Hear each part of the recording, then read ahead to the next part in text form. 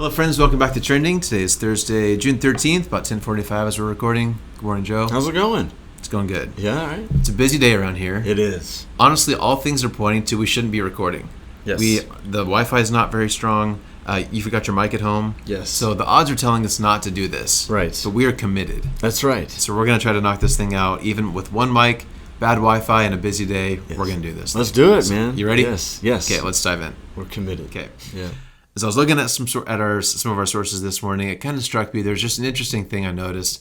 I was scrolling through some headlines, and there were two back-to-back stories. Okay. So, first of all, friend of the show, Rory McIlroy. Yeah, he's out there playing right now, probably. Probably so. In the U.S. Open. Golf phenom. He's been kind of one of the top names in golf for a long time. So, again, I don't really follow golf too closely, but I guess he and his wife were in the process of going through a divorce, and it kind of leaked out that was happening. But then this week it came out that they actually decided to cancel those plans, and they're going to try to stay together. Okay. And there's some quotes about, we decided for the good of our family, it's best for us to stick this out and work through our issues. All right. Okay, so that's one story. Yeah. Very next headline: Billy Ray Cyrus, friend of the show. Achy, breaky heart. Achy breaky heart. Best mullet in the business. Tennessee waterfalls. Yes. He's in the news because he is also going through a divorce. So he and his wife, Joanna Rose Hodges, who's a musician who goes by the name of Fire Rose. Fire Rose, okay. I'm not really familiar with her work, but Okay. Fire Rose. Mm-hmm. So they were only together for 7 months. Oh, okay. And kind of an interesting thing that is probably noteworthy. So Billy Ray, I think, is 62 years old, and I think she's 36 years old. Okay. Just an interesting piece of news there. All right. So, back-to-back headlines. Yeah. Rory McIlroy and his wife decide they're going to try to stick it out for the good of the family. Billy Ray and Rose Fire on the other side, and they're calling it quits after 7 months. Okay. You've been a pastor for a long time. You've been married for a long time. Right. I feel like every pastor has a slightly different take on a biblical marriage. Not a different take, but there's a couple. Everybody kind of elevates different things, or at least there's a slightly different marriage 101 from a Christian perspective. You've given a lot of marriage sermons throughout your years, I would imagine. Right. What's kind of your Pastor Joe Christian marriage 101, and what can we take from these two kind of competing stories? Yeah. Well, I love the way you tee it up there, and this would be just my own, probably from my own experience, personally in 19 years of marriage, and then some of the marriages that I've grown to admire, got to know both of the couple, and think, man, if we could be that when we're at their age, it'd be awesome, right? Couple goals, you might say. Yeah. So I think one of the things that I'm seeing lately is because we do see half of marriages end in divorce, and so there seems to be this anxiety about marriages and stuff, but we see people drawn together, and then you see in the scripture text, the first command that the writer of Genesis gives. So at the beginning of Genesis, it's all story, and God said, and the human said, blah, and the snake said, and then whatever. But the first thing that the editor of Genesis says that for this reason a man shall leave his parents, right? The first command of Scripture. So it just goes to show you that as the Scripture texts are coming together, people were being drawn to one another. And so that's happening in the background before there was a Bible. And so the authors of the Bible are we need to start giving some lessons or some principles about this. And so I guess I would say is a marriage, it happens, it's great because two people are drawn to one another. There's multitudes of people out there. Yeah.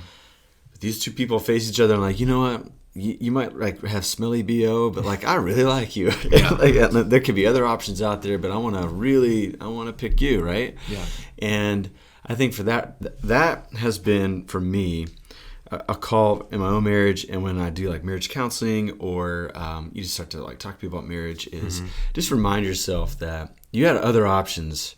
It came to a point where this what you vowed to do, you vowed to be with this person, and then build from there. Yeah. Because one of the things I fear is that marriage, because it's so important, we've built it up into something that people are serving the idea of marriage instead of marriage serving people. It kind of reminds me of the interesting interaction with Jesus and his opponents about the Sabbath. And Jesus made that interesting statement where he's Sabbath was created for humans. Yeah. It's serving the human experience. Humans are not underneath the Sabbath. Right. And so we got to keep that in mind. I think sometimes because of the anxiety of marriages, where people struggle in marriages, they end in divorce, what you hear a lot, even in the Christian community, is fight for your marriage. It's almost like this this thing is like falling out of control, and man, we got to really sober up about this thing because marriage is taking a beating, like the institution of it. Instead of, no, like marriage is something that serves two people who, under God's grace, they found each other and they pulled each other from the background and said, I want to be with you. And the thing that solidifies that relationship and builds continuity around it, I think, is marriage itself. And so I guess I would just say that. Maybe that's what's going on with Rory and his wife is when things got real and like papers were being, drawn up and they were beginning to think about the brass tacks of parting ways. They had this sober moment like, no, there was a time in our past where, we wanted to be together and we didn't have the foggiest idea what that was going to be in the future. Yeah. But we really we wanted each other. And that feeling, that commitment is stronger than the anxiety that we're feeling right now. Yeah. Is causing us to consider parting ways. And so let's retrieve the thing from the past so it can inspire us today and give us commitment for the future. And so I guess I would just say we need to have a lightheartedness, not that it's less serious, but I think, man, if we could just recall and recapture those early days when we did like the strangest things because we liked this person. Like we wrote down all their favorite songs and like made them a mixtape or like, I don't know, like took careful notes about the things that they liked in stores. And we knew if we got that for them and like sprung it on them for their gift, for their birthday, like it would mean the world to them. Yeah. Like that energy of that new part of the relationship, I think if we could keep that sustained through marriage, it's going to be lighthearted, it's going to be fun, and both will be honored in the relationship because we are giving that person something unique that we're not giving any other person in this world. And I think that would continue to be like a flywheel of connection and relating. Yeah. And that just takes your relationship deeper and deeper and deeper. Yeah. So that's, I think, maybe the thing that I would say the most is cherish one another, delight one another, and that seems to fuel and get us through all the very tough seasons where we have to really hold on tight because the unexpected happens to us, but we can still navigate together because of that foundation of cherishing one another and delighting one another just because of who that person is. Yeah. What's always hard about topics like this is like marriage is hard, right? It's hard. It's really hard. Yep. Even for great marriages, there's hard seasons, there's hard days, there's hard issues. Marriage is hard. And so you and I, we're not going to fix hard marriages in a few minutes here. No. But I think it's kind of interesting. We don't know any details, but apparently the McIlroys and the Cyruses, at one point recently, they were in a pretty similar spot. Yep. Like, things aren't working out. We need to end this thing. Right. McIlroy's decided to stick it out. Cyruses aren't. So again, you've done a lot of counseling. You've done premarital counseling. You've done a lot of weddings. Right. Do you see any commonality between every couple has struggles? Right. So the ones that make it through and the ones who don't. Like, what are some things you've noticed that we can kind of try to hang on to be on this side? Because no one wants their marriage to end. Everybody wants a healthy marriage. Right. So what do you see any common threads of things that do or don't work? Yeah. So Beth Allison Barr, she wrote a great book on the making of biblical womanhood, and it's kind of a challenging book to read because it challenges maybe some of the some common ideas about male and female working together in marriage in our culture and time. But what she found, so she's actually a scholar of medieval Christian history. Okay. And so from that content, she says she never found but maybe a couple sermons in all of her inquiry into documents and data from that period of time of like going to like Ephesians 5 and the wives submitting to your husbands. Like that wasn't a key and critical text in a marriage ceremony like it is today. Yep. That seems like you go to a wedding ceremony, and if a pastor wants to take a lot of time, during the preaching part of a sermon of the wedding ceremony, that tends to come up. She's like, what was common in medieval history is looking at Jesus as our example, the self-giving nature of love. Yeah. How, as Jesus says this, not only are we like beneficiaries of this great selfless love of Christ, but now that love's poured into our hearts so we can pour it out to others. And what, more fitting relationship than two people who aren't the same, who want to be one flesh and want to, navigate the world together with surprises in the future, with the unknown in the future. So the lingering message was, like Christ, pour out your life for that person, and if they meet you in the middle, then it creates a vibrant marriage. So I think I would just simply say, for my marriages, we're like, getting tune-ups here and there, and for any other marriages, what are ways that you can give out, like where you can serve one another and meet each other in the middle?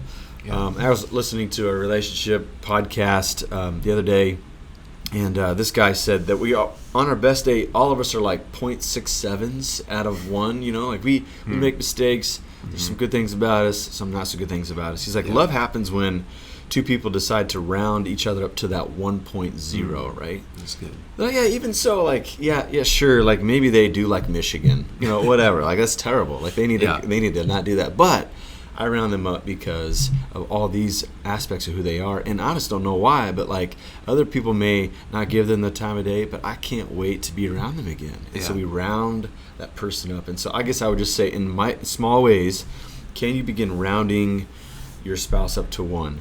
Can you give them the benefit of the doubt instead of like running them down about the smallest things, you know, in your lives or in your schedule or little mistakes that happen along the way? Can you find a way to say, even still, like I round up, like even still, like I'm going to give them great patience because there's probably something going on to where they forgot about that. They you know, space that out. So I'm just going to continue to round them up. And if they can do that same to you, all of a sudden, your spouse is the most gracious person in your life. Yeah. And I don't know about you, but I gravitate towards gracious people because I need it. Right. And if I can find that in my spouse, which I do, Ginger's one of the most gracious people that I've ever met. It just nourishes that relationship for the long haul, and it makes things, once again, lighthearted, fun, and intensely meaningful because that person wants to meet you in the middle. They know who you are, but they choose you still, even after all these years. And so I guess I would just say that, like, find small ways to honor them, round them up, and to give them the benefit of the doubt if they're having a stinky day. Yeah. I like that a lot. That's good. I like the 1.6 or 6.67. That's good. I like that. That's good. Well, anyways, take it or leave it. Well, I always love it when there's someone like Rory McIlroy who's in the spotlight and he's struggling, but he's public that they're doing their best and they're going to give this thing a shot. Like I like that they're open about their struggles. They're going to stick this thing out and try to make it work. I appreciate people like that who are honest and doing their best to win out in the end. So I like that. Yeah, that's good. Quick wrap up here. So we're in the middle of this relatable series. Pastor Brent talked about marriage a couple weeks ago. We talked about singleness just this past week. So if you're watching and you missed those messages, we have a lot more about healthy relationships on our website, YouTube, wherever you're watching. You can find those. There's some more good stuff there. Yeah, so. Absolutely. Okay, should we wrap it there? Yeah, let's wrap it, man. Okay. Well, thanks for squeezing us in your day. We appreciate you making time for us. Yep. And we'll hopefully be back next week. Next few weeks are kind of iffy. We'll do our best to keep this thing going. That's right. So. Yeah, stay tuned. Stay tuned. All right. Have a good day, everybody. See you next time.